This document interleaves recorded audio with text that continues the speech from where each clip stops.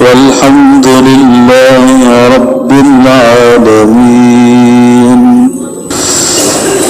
اللہ تعالیٰ کے دین کی مسلسل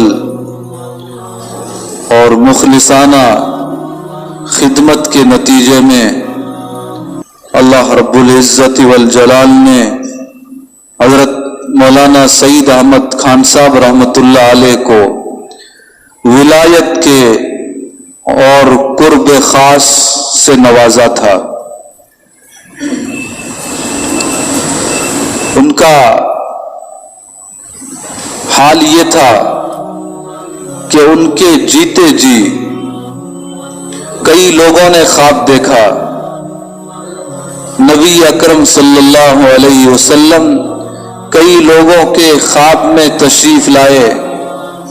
اور آپ علیہ الصلاۃ والسلام بے انتہا خوش تھے، اور آپ فرما رہے تھے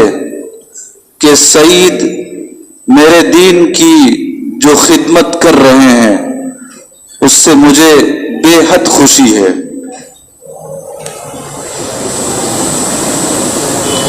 ایک دفعہ مسجد نبوی میں ہمارے پڑوسی ملک کے کچھ مسلمان مسجد نبوی کے ایک گوشے میں، ایک حصے میں یہ نیت کر کے، یہ ارادہ کر کے بیٹھ گئے کہ جب تک نبی اکرم صلی اللہ علیہ وسلم کی جانب سے ہمارے لیے کھانے پینے کا کوئی انتظام نہ ہو، اس وقت تک ہم نہ یہاں سے اٹھ کر کہیں جائیں گے، نہ کچھ کھائیں گے، نہ کچھ پیئیں گے۔ پڑوسی ملک سے مراد واگا سرحد سے آگے کا ہمارا ملک ہے۔ حالانکہ یہ عمل کوئی اچھا نہیں تھا، لیکن بہرحال کوئی اتنے پڑھے لکھے لوگ نہیں تھے، چلے گئے مدینہ منورہ اور جذبات میں اس طرح کا پروگرام بنا لیا اور مسجد نبوی کے ایک حصے میں بیٹھ گئے کہ جب تک نبی کی طرف سے کوئی انتظام نہ ہو، کھلانے پلانے کا اپنی جانب سے نہ کھانا ہے، نہ پینا ہے، اور نہ مسجد نبوی کو چھوڑ کر کہیں جانا ہے۔ بہرحال یہ وہ زمانہ تھا جب حضرت مولانا سعید احمد خان صاحب رحمۃ اللہ علیہ وہاں مدینہ منورہ میں رہتے تھے، اور آپ کی دعوت و تبلیغ کا کام پورے حجاز میں، مملکت سعودی عربیہ میں پھیلا ہوا تھا، پورے شباب پر تھا۔ تو حضرت مولانا سعید احمد خان صاحب رحمۃ اللہ علیہ کے خواب میں نبی اکرم صلی اللہ علیہ وسلم تشریف لائے، اور آپ نے فرمایا کہ سعید، مسجد نبوی میں فلاں جگہ اس طرح کے لوگ بیٹھے ہیں، تم ان کو کھانا تیار کر کے کھلا دو۔ چنانچہ حضرت مولانا سعید احمد خان صاحب رحمۃ اللہ علیہ نے ان کے لیے بہترین قسم کا کھانا تیار کروایا، اور پھر انہیں تلاش کر کے انہیں کھانا کھلایا، اور پھر یہ بھی فرمایا کہ نبی علیہ الصلاۃ والسلام کو اس طرح پریشان نہیں کیا کرتے۔ اللہ تعالیٰ نے بڑا بلند مقام بخشا تھا۔ نبی علیہ الصلاۃ والسلام نے کئی لوگوں کے خواب میں آ کر خوشی کا اظہار فرمایا اور ان کے کام پر مسرت کا اظہار فرمایا۔ یہ اللہ تعالیٰ اپنے اس بندے کے ساتھ معاملہ فرماتے ہیں جو اللہ کے دین کا ہو کر رہ جائے، اللہ کے دین کے سیکھنے کو، اس پر عمل کرنے کو اپنی زندگی کا مشن بنا لے، تو پھر اللہ تعالیٰ اس کی ہر طرح مدد فرماتے ہیں، اس کی ہر طرح نصرت فرماتے ہیں، اسے عزتوں سے نوازتے ہیں، اسے ایسا بلند مقام عطا فرماتے ہیں کہ آنے والی دنیا رشک کی نگاہ سے ان کے مقام کو دیکھتی ہے، ان کی باتیں سنتی ہے، ان کے واقعات سنتی ہے، اور ان کے مقام بلند کو پہچان کر، ان کے ایمان افروز واقعات اور باتیں سن کر अपने ईमान में ताजगी महसूस करती है। हजरत मौलाना खलीलुर रहमान सज्जाद नोमानी दामत बरकातुहुम जो पिछले साल लुधियाना तशरीफ लाए थे और शक्ति नगर की मस्जिद में हजरत का बयान भी हुआ था, मौलाना खलीलुर रहमान सज्जाद नोमानी के वालिद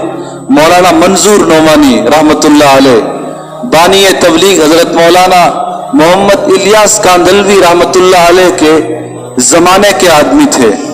और मौलाना इलियास साहब कांदलवी रहमतुल्लाह अलैह के साथ उन्होंने मेवात के इलाकों के उस जमाने में बड़े सफर भी किए थे। बहरहाल जब बानी तबलीग का इंतकाल हो गया, मौलाना इलियास साहब कांदलवी रहमतुल्लाह अलैह जब इस दुनिया से पर्दा फरमा गए, तो उनके इंतकाल के बाद एक दफा मौलाना मंजूर साहब नोमानी रहमतुल्लाह अलैह ने ख्वाब में हजरत मौलाना इलियास साहब कांदलवी रहमतुल्लाह अलैह की ज़ियारत हुई। फरमाया कि हजरत आप तो नहीं रहे, आप तो दुनिया से चले गए, अब आपके जाने के बाद दीन की ये मुबारक मेहनत हम किससे सीखें। तो उस मौके पर हजरत मौलाना इलियास साहब कांदलवी रहमतुल्लाह अलैह ने 3 लोगों के नाम लिए थे, जिनमें से 2 आदमियों का ताल्लुक मेवात से था और तीसरे यही मौलाना सईद अहमद खान साहब रहमतुल्लाह अलैह थे। बानी तबलीग ने फरमाया था कि इनसे दीन की ये मुबारक मेहनत सीखो। दिमश्क के एक बहुत बड़े आलिम दीन थे, वो इस नीयत से और ये दुआ करके अपने वतन से मदीना मुनव्वरा के सफर पर रवाना हुए थे कि इलाहुल आलमीन मैं आपके महबूब के शहर मदीना मुनव्वरा जा रहा हूं, जब मैं वहां पहुंचूं तो वहां सबसे पहले मदीने की सरजमी पर मेरी अपने उस बंदे से मुलाकात कराइए जो आपका वली बंदा हो, आपका मुकर्रब बंदा हो, आपका चहीता बंदा हो।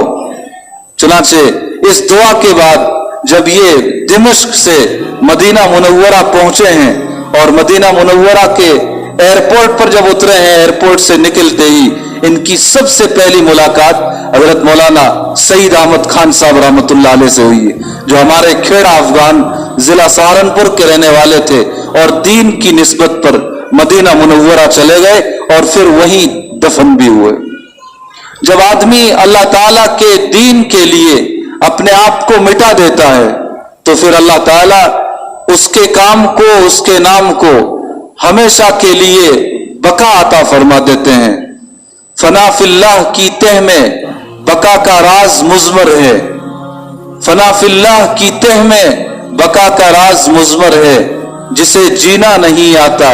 उसे मरना नहीं आता। तो जो अल्लाह के दीन के लिए अपने आप को फना कर देता है, अपने आप को मिटा देता है, अल्लाह का दीन मेरी जिंदगी में किस तरह है, मेरे भाइयों की जिंदगी में किस तरह है, इस मिशन को अपना हकीकी मिशन बना लेता है, तो अल्लाह ताला उसे हमेशा के लिए बका अता कर देते हैं। वो दुनिया से चला जाता है लेकिन उसका मिशन जिंदा रहता है, उसके मिशन को, उसके काम को आगे बढ़ाने वाले लोग जिंदा रहते हैं। नस्ल दर नस्ल इस तरह के लोग सामने आते रहते हैं कि जो उसके काम को, उसके मिशन को बढ़ाए रखते हैं, जिंदा रखते हैं। शर्त यह है कि अल्लाह के दीन के लिए आदमी इस तरह काम करे कि उसका मकसद सिर्फ रज़ाए इलाही हो, अल्लाह की खुशनुदी हो, दुनिया को दिखाना, यहाँ की नामवरी, ये मकसूद ना हो, शोहरत मकसूद ना हो। ये चीजें तो अल्लाह ताला वैसे ही अता कर देते हैं। यहाँ की इज्जत, यहाँ का मालो मनाल जो अल्लाह ताला ने लिख दिया है वो तो वैसे भी मिलना है। जब तक लिखा हुआ रिस्क मिल नहीं जाता उस वक्त तक आदमी की मौत नहीं आ सकती। आदमी की मौत ही उसी वक्त आती है जब अल्लाह ताला का लिखा हुआ रिस्क खत्म हो चुका होता है और तयशुदा उसकी वफात का वक्त आ चुका होता है। उससे पहले मौत भी नहीं आती। इसलिए अपने मालो मनाल को लेकर, माशी इस्तेहकाम को लेकर ज्यादा फिक्रमंद होने की जरूरत नहीं है। अलबत्ता अपने दीन को लेकर, दीन की तरक्की को लेकर, आमाल की तरक्की को लेकर, राह हिदायत पर इस्तिकामत के साथ किस तरह गामजन रहा जाए, इस हवाले से जरूर आदमी मुतफक्किर रहे, जरूर कोशा रहे, दीनी माहौल में, ईमानी माहौल में ज्यादा से ज्यादा वक्त सर्फ करने की कोशिश करे। और सबसे बड़ी बात यह है कि दीन पर चलते हुए, दीन के किसी काम पर अमल करते हुए, रसूम और रिवाज के खिलाफ जाते हुए अगर कोई मुश्किल पेश आ जाए, कोई आजमाइश पेश आ जाए, तो ऐसे मुश्किल मौके पर भी अल्लाह के दीन से समझौता ना करे, अल्लाह के हुक्म से समझौता ना करे, हर मुश्किल से गुजरना कबूल कर ले, हर तरह की इब्तिला का, आजमाइश का खंदा पेशानी से इस्तिकबाल कर ले, लेकिन अल्लाह का दीन, दीन का हुक्म फिर भी उससे एक लम्हे के लिए, एक सेकंड के लिए भी अलग ना हो। ये हजरत मौलाना सईद अहमद खान साहब रहमतुल्लाह अलैह जिस जमाने में मदीना मुनव्वरा तशरीफ ले गए थे, तो ये मदीना मुनव्वरा आजकल का मदीना मुनव्वरा नहीं था। अब तो बड़ी सहूलतें हैं, कदम कदम पर राहतों के सामान है, सामान ऐशो इशरत हर तरफ नजर आता है। लेकिन हजरत मौलाना सईद अहमद खान साहब रहमतुल्लाह अलैह बानी तबलीग के जमाने में उनके मशवरे से जब वहां तशरीफ ले गए तो वहां गुर्बत थी, और गुर्बत भी इस दर्जा थी कि हज पर जाने वाले, उम्रे पर जाने वाले लोग अपना बचा हुआ सामान, चावल, आटा वगैरह, दाल वगैरह वापस नहीं ले जाते थे, बल्कि वही तकसीम कर देते थे कि यहाँ के लोग चूंकि गुर्बत की जिंदगी से गुजर रहे हैं, तो बाकी मानदा सामान इन्हीं के हवाले कर दो, काम आ जाएगा। आज तो वहां की नेशनलिटी, वहां की शहरियत हासिल करना जुए शेर लाने के मुतरादिफ काम हो गया है, बड़ा मुश्किल काम हो गया है। वरना उस जमाने में हाल ये था कि हज के मौके पर हज करने वालों से, उम्रा करने वालों से बाकायदा वहां के हुकूमत के लोग मिलते थे और उनसे कहते थे आप यहाँ की शहरियत हासिल कर लें, आप यहाँ की नेशनलिटी हासिल कर लें, तो दुनिया के और मुल्कों से हज के लिए, उम्रे पर आने वालों का जवाब यह होता था कि यहाँ के लोग तो खुद ही गुर्बत की जिंदगी से गुजर रहे हैं, ऐसे में हम लोग यहाँ रहकर क्या करेंगे। मदीना मुनव्वरा में उस जमाने में 3-4 कुएं थे और उनका पानी भी साफ नहीं था। मौलाना सईद अहमद खान साहब का खुद का बयान है कि पानी का हाल ये था कि डोल से जब पानी निकलता था तो उसमें कीड़े निकल आते थे। 3-3 मर्तबा जब पानी को छाना जाता था तब वो पीने के लायक होता था।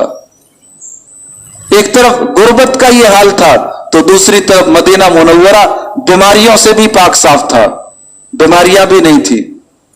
उस जमाने में कोई अस्पताल भी नहीं था। सहारनपुर के एक हकीम साहब थे, मौलाना सईद अहमद खान साहब का बयान है कि जब मैं शुरू में वहां गया तो सहारनपुर के सिर्फ एक हकीम साहब मस्जिद नबवी के बाबुसलाम की तरफ नजर आते थे, जो बुखार के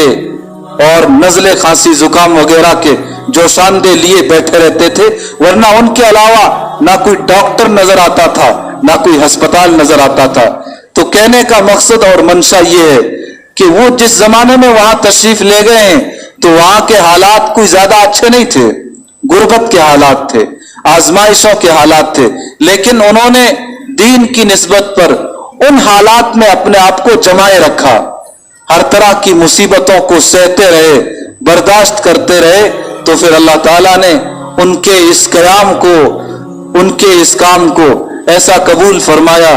ऐसा कबूल फरमाया कि जिन लोगों को इस मिशन पर, इस काम पर वो खड़ा करके गए थे, आज वो पूरी दुनिया में फैल चुके हैं। कोई मुल्क ऐसा नहीं है जहां मौलाना सईद अहमद खान साहब रहमतुल्लाह अलैह के बराए रास्त या बिल वास्ता तैयार किए हुए लोग दुनिया के मुल्कों में खिदमत अंजाम न दे रहे हों। एक तरफ दावत व तबलीग के रास्ते से खिदमत अंजाम देते थे, दूसरी तरफ पीरी मुरीदी का निजाम था, उनके बड़े खुलफा भी थे। तो एक तरफ उनके दुआत और मुबल्लिगीन जो तैयार करदा थे वो काम कर रहे हैं, आगे उनके शागिर्दों के शागिर्द काम कर रहे हैं, और दूसरी तरफ वो जो खुलफा छोड़कर गए थे वो पूरी पीरी मुरीदी के निजाम को अपने शेख की रहलत के बाद भी जारी रखे हुए हैं, इस काम को आगे बढ़ा रहे हैं। और यकीनन ये काम उनकी मगफिरत का, ان کے رفع درجات کا بہترین ذریعہ ہے۔ ایک آدمی وطن چھوڑ کر کئی سو میل کے فاصلے پر چلا جائے، اپنوں سے دور چلا جائے، لیکن دین کی نسبت پر ہر طرح کی قربانی پیش کرنے کے لیے ہمہ وقت تیار رہے، تو اللہ تعالیٰ وطن سے بے وطن ہونے کے باوجود، اعزاء سے دور ہونے کے باوجود اسے ہر طرح کی عزتیں عطا فرماتے ہیں، اس کی تمام تر جائز مرادیں پوری فرماتے ہیں، اور وہ دنیا سے جب چلا بھی جاتا ہے تو مدت ہائے دراز تک اس کا نام بھی باقی رہتا ہے، اس کا کام اور مشن بھی باقی رہتا ہے۔ اور سب سے بڑی بات یہ ہے کہ قبر میں جانے کے بعد بھی ثواب کا سلسلہ، ایصال ثواب کا سلسلہ برابر پہنچتا رہتا ہے، جس کے نتیجے میں قبر کی راحتیں حاصل ہوتی ہے، درجات میں اضافہ ہوتا ہے، درجات بلند ہوتے ہیں۔ اگر ہم بھی یہ چاہیں کہ دنیا امن کے ساتھ، سکون کے ساتھ گزرے، ہر طرح کی جائز مرادیں پوری ہوں، اور آخرت کی زندگی جو اصل زندگی ہے وہاں کی کامیابی عطا ہو، تو پھر ہمیں بھی اپنے ہی علاقے کے ان مخلص بزرگوں کی طرح دین کی خدمت کو اپنا شیوا اور اپنا مشن بنانا ہوگا، اور اس کی نسبت پر دور قریب کے سفر بھی کرنے ہوں گے، اور اس نسبت پر انسانیت کا، ملت اسلامیہ کا خیر خواہ اور وفادار بن کر زندگی گزارنی ہوگی۔ اللہ تعالی ہمیں اپنے اکابر کے نقش قدم پر چلنے کی توفیق عطا فرمائے، اور نبی علیہ السلام کی طرح، صحابہ کرام کی طرح، اپنے مخلص بندوں کی طرح اپنے دین کی خدمت کے لیے ہمہ وقت وقف رہنے کی توفیق عطا فرمائے، اور آخرت کی کامیابی بھی انہی کا نصیبہ بنے گی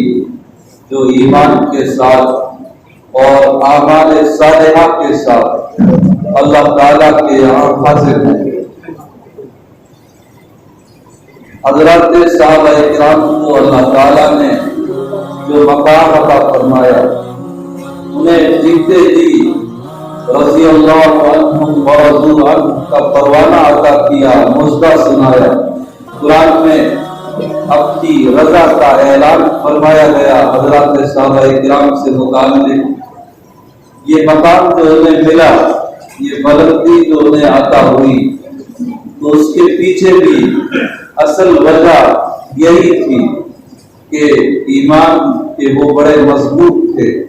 اعمال کے وہ بڑے پختہ تھے، نبی صلی اللہ علیہ وسلم کی سنتوں کے وہ عاشق ذات تھے۔ انہوں نے سارے مسائل،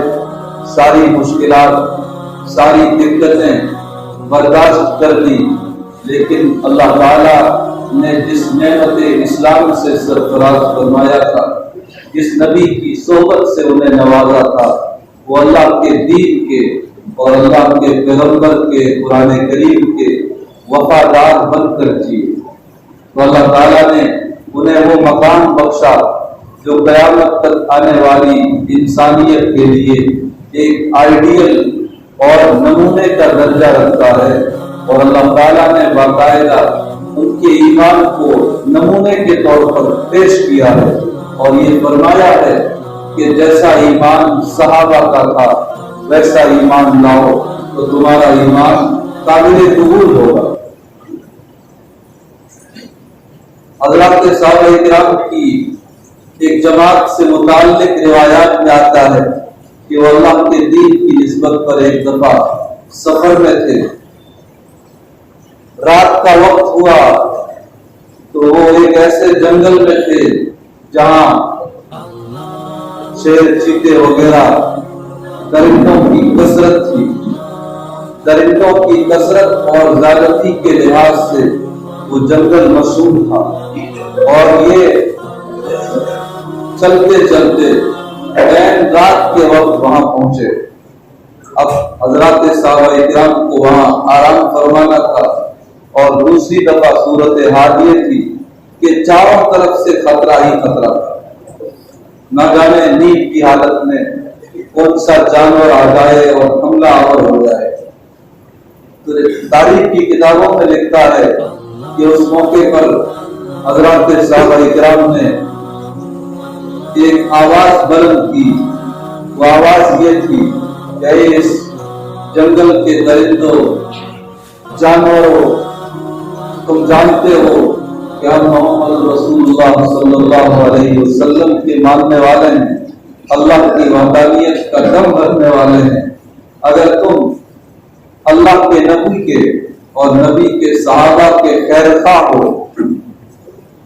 उनके साथ अकीदत का और मोहब्बत का मामला रखते हो, तो फिर तुम ये जंगल छोड़कर यहाँ से चले जाओ, ताकि नबी के सहाबा उनके नाम लेवा सुकून के साथ, इत्मीनान के साथ ये रात बसर कर सके। तो तारीख की किताबों में लिखा है कि जब ये ऐलान उस जंगल में आम हुआ, तो हर दरिंदा, हर जानवर अपने बच्चों तक को साथ में लेकर उस जंगल को छोड़कर वहां से निकल गए। तो हजरत सहाबा इकराम के साथ अल्लाह ताला का ये जो मामला था, उनकी ये जो मदद थी, उसका राज ये था कि वो दीन के सही मानों में वफादार थे। दीन सीखना, उस पर अमल करना, दीन की निस्बत पर पूरी जिंदगी नक्ल हरकत में रहना, ईमान के हलकों में अपने आप को बिठाना, ये दो चीजें थी जो उनकी जिंदगी में रासिख हो चुकी, मजबूती के साथ अपनी जगह बना चुकी। ईमान के साथ, आमाल सालिहा के साथ अगर हमारा भी ये ताल्लुक होगा, तो अल्लाह ताला हमें भी वही इज्जत अता फरमाए, हमें भी दुनिया में अल्लाह ताला की खुसूसी मदद हासिल होगी, राहतें हासिल होंगी, इनामात हासिल होंगे, कल्बी सुकून मयस्सर आएगा। और सबसे बड़ी बात यह है कि जब इस दुनिया से चले जाएंगे तो हमारी कब्र ईमान और आमाल सालिहा की बरकत से मुनव्वर हो जाएगी, जन्नत का बागीचा बन जाएगी, और रोज़ महशर हमारी मग़फ़िरत की जाएगी। हम जन्नत में दाखिल होने वाले अल्लाह के बंदों की फहरिस्त में शामिल हो जाएंगे। अभी माजी करीब में एक बहुत बड़ी शख्सियत गुजरी है, मौलाना सईद खान साहब रहमतुल्लाह। मदीना मुनव्वरा में उन्होंने तकरीबन 65 या 70 साल गुजारे। बानी तबलीग हजरत मौलाना मोहम्मद इलियास साहब कांदलवी रहमतुल्लाह अलैह के जमाने के थे, और हजरत ही के मशवरे से और उस दौर के दीगर अकाबिर के मशवरे से उन्हें मदीना मुनव्वरा भेज दिया गया था, इस नसीहत के साथ, इस प्रोग्राम के साथ कि आप ये वहीं पर रहेंगे और वहां रहकर अल्लाह के दीन की नश्र व इशाअत का, दावत व तबलीग का काम करेंगे। ये मौलाना सईद अहमद खान साहब रहमतुल्लाह अलैह पेड़ा अफगान के रहने वाले थे, और अपने वतन से ऐसी मोहब्बत थी कि 65-70 साल सरजमीन हिजाज पर गुजार दिए, लेकिन इसके बावजूद आखिर तक उनके चप्पल और उनके कपड़े वगैरह यही सहारनपुर चिल्काना वगैरह से तैयार होकर जाते थे, और हजरत बड़ी खुशी से अपने वतन की चीजें इस्तेमाल फरमाते थे। बचपन में कुल जहन भी थे, यानी हाफजा इतना ज्यादा मजबूत नहीं था, लेकिन अल्लाह ताला जब किसी को नवाजते हैं तो फिर कुल जहन होना, हाफजा ना होना, ये चीजें माना नहीं रखती। अल्लाह ताला अपनी शान के मुताबिक ऐसे असबाब पैदा फरमा देते हैं कि एक मामूली समझा जाने वाला आदमी ऐसा बड़ा काम कर जाता है कि अक्लें हैरान रह जाती है। यही मौलाना सईद खान साहब रहमतुल्लाह अलैह थे। हाल ये था कि मज़ार-ए-नूर सहारनपुर में जमाना तालिब इल्मी में जब दाखिले के लिए गए, तो चूंकि मुनज़्ज़म थे, किताबों में कमजोर थे, इसलिए दाखिले में बड़ी दिक्कतें आई। एक बहुत बड़े अल्लाह वाले की सिफारिश की वजह से उनका दाखिला हो पाया, एक जमाना वो। और फिर एक दूसरा दौर हुआ आया कि अल्लाह के दीन की दावत और तबलीग के काम से उनका रिश्ता जब मजबूत और मुस्तहकम हुआ, तो वो सरजमीन हिजाज पर पहुंच गए, और ये मौलाना तारिक जमील साहब वगैरह सब उनके शागिर्द हैं। مولانا سعید احمد خان صاحب رحمۃ اللہ علیہ مدینہ منورہ کی مسجد النور میں مستقل طور پر رہتے تھے، اور یہ اس زمانے میں مسجد النور مرکز دعوت و تبلیغ، پوری زندگی اللہ کے دین کی دعوت و تبلیغ کے لیے وقف کر دی۔ مکہ مکرمہ ہو، ریاض ہو، جدہ ہو، یا وہاں کے دیگر جتنے بڑے بڑے شہر ہیں، بڑے بڑے قصبے ہیں، قریے ہیں، حضرت نے ہر بڑے شہر کا سفر کیا ہے۔ اور ایک زمانے میں چونکہ اتنی سہولتیں نہیں تھی سواریوں کی، اس لیے اس زمانے میں حضرت نے کئی 100 کلومیٹر کے سفر پیدل کیے، 70 سال وہاں گزار دیے۔ اور عاجزی کا، انکساری کا، تواضع کا عالم یہ تھا کہ مسجد النور میں جب اجتماع ہوتا تھا اور وہاں ہند و پاک کے اور دنیا بھر کے عوام اور خواص جمع ہوتے تھے حضرت کے خطاب سے استفادے کی غرض سے، اور اس اجتماع کے آخر پر جب دسترخوان لگتا تھا تو حضرت باوجود کہ پورے حجاز کے امیر جماعت تھے، پورے ملک میں بلکہ دنیا بھر میں امیر جماعت کی حیثیت سے ان کا تعارف تھا، دنیا بھر کے لوگ ان سے شاگردی کا اور مریدی کا رشتہ رکھتے تھے، اس کے باوجود ان کی عاجزی اور انکساری کا عالم یہ تھا کہ وہ اپنے چھوٹے چھوٹے مہمانوں کی خدمت خود کرتے تھے، دسترخوان پر خود کھڑے ہو جاتے تھے، پانی خود پیش کرتے تھے، کھانا خود کھلانے کے لیے تیار ہو جاتے تھے، اور خدام آپ کو بٹھانے کی کوشش کرتے تو آپ یہ کہتے کہ یہ میرے مہمان ہیں، اور مہمانوں کی تواضع کرنا، ان کی خدمت کرنا یہ میرے نبی صلی اللہ علیہ وسلم کی سنت ہے، لہذا مجھے بے تکلفی کے ساتھ تکلفات سے اوپر اٹھ کر اپنے آقا کی اس سنت پر بھی عمل کرنا چاہیے۔ اور جو اللہ کے نیک بندے ہوتے ہیں ان پر حالات بھی آتے ہیں، یہ تو اللہ کے نبی کی حدیث بھی ہے کہ سب سے زیادہ حالات سے، مشکلات سے اس روئے زمین پر انبیاء گزرے ہیں، بڑے سخت حالات سے انبیاء گزرے ہیں، اور انبیاء کے بعد، رسولوں کے بعد، جو انبیاء کے اور رسولوں کے مشن سے جتنا زیادہ قریب تر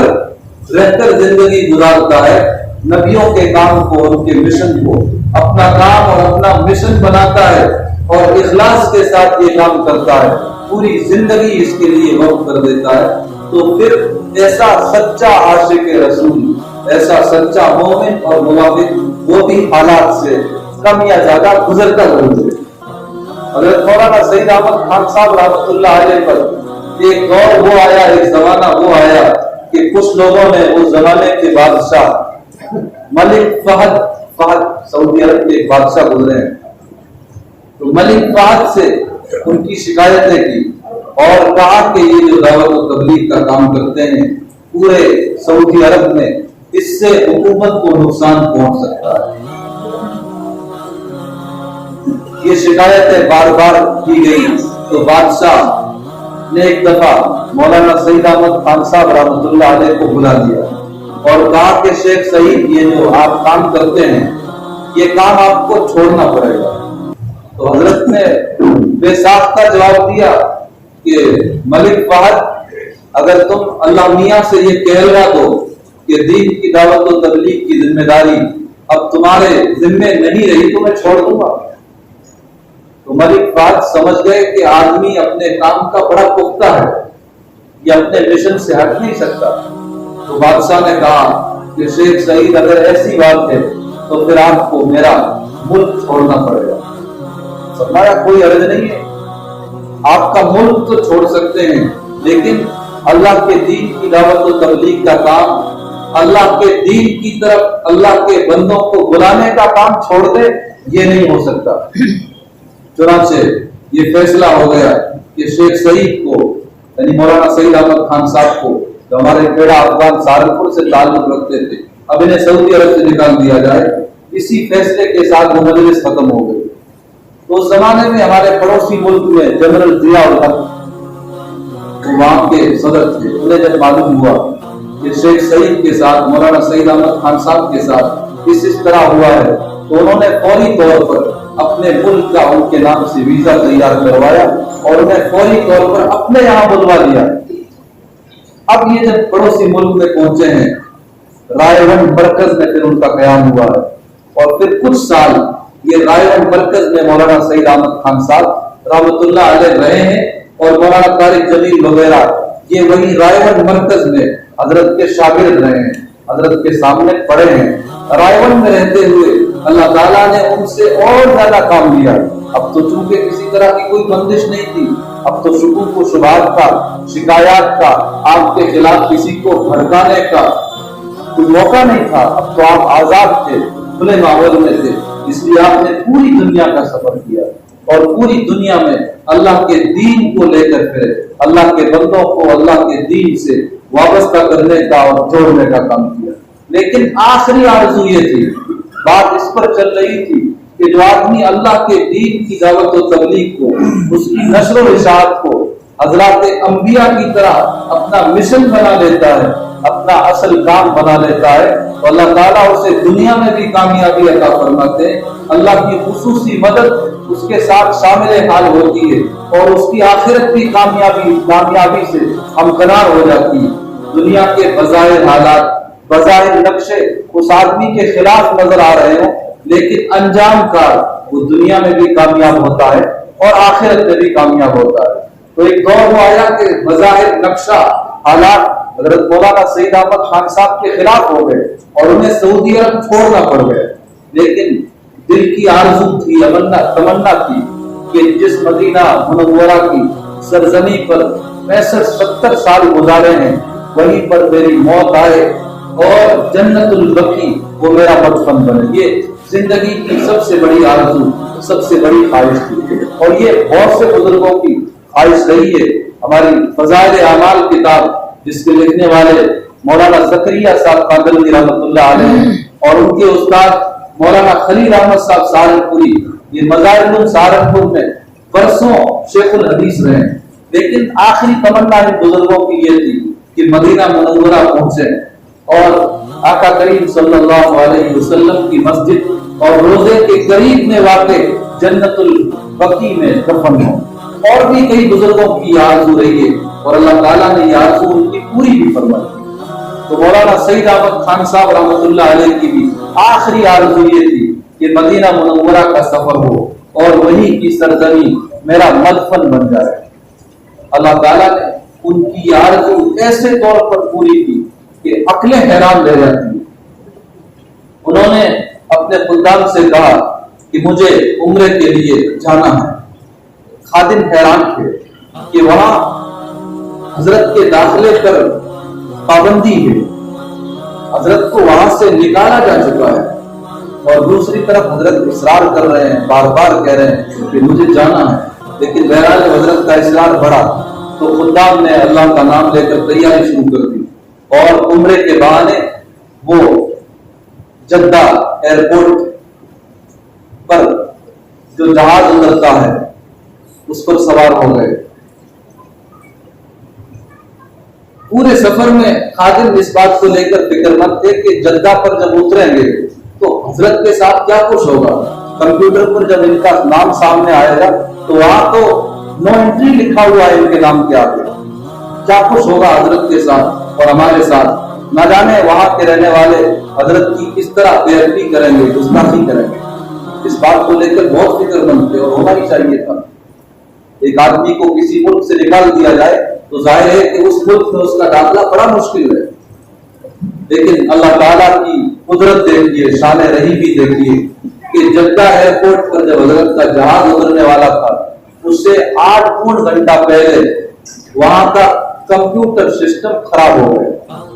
پورے ایئرپورٹ، اور ایسا درم برم ہوا کہ ان کی لاکھ کوششوں کے باوجود صحیح نہیں ہو پایا۔ جب 2-3 گھنٹے گزر گئے، اور آپ جانتے ہیں وہاں تو جہاز بڑی کثرت سے اترتے ہیں، دنیا بھر سے آتے ہیں، اور 1 گھنٹے میں نہ جانے کتنے جہاز اترتے ہیں اور اڑان بھرتے ہیں۔ کئی سو جہاز اتر گئے، ہزاروں لاکھوں کی تعداد میں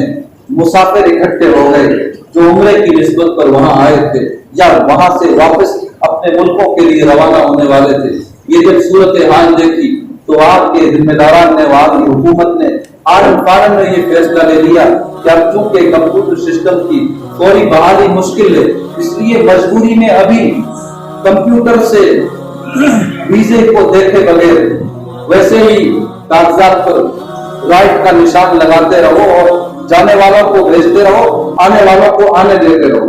इसका फायदा हमारे हजरत मौलाना सईद अहमद खान साहब रहमतुल्लाह अलैह को मिला। आपके कागजात भी जब सामने आए, और चूंकि कंप्यूटर सिस्टम खराब था, इसलिए उनके कागजात पर भी राइट का निशान लगा दिया गया और आपको भी बाहर जाने की इजाजत दे दी गई। इस तरह आप मक्का मुकर्रमा पहुंचे,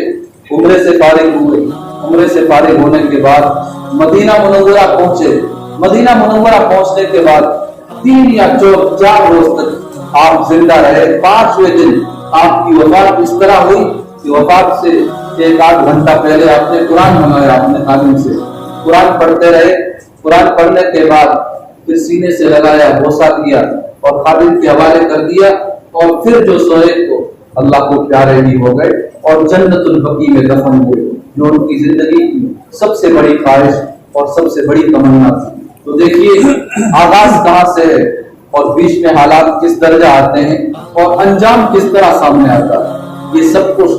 जो होता है इंसानी अकल इसको सोच नहीं सकती। ये जो कुछ होता है अल्लाह के दीन का वफादार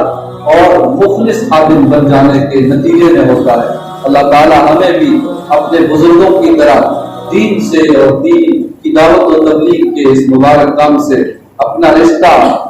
और ताल्लुक मजबूत और मुस्तहकम बनाने की तौफीक अता फरमाए। वाखिर दावाना अल्हम्दुलिल्लाह।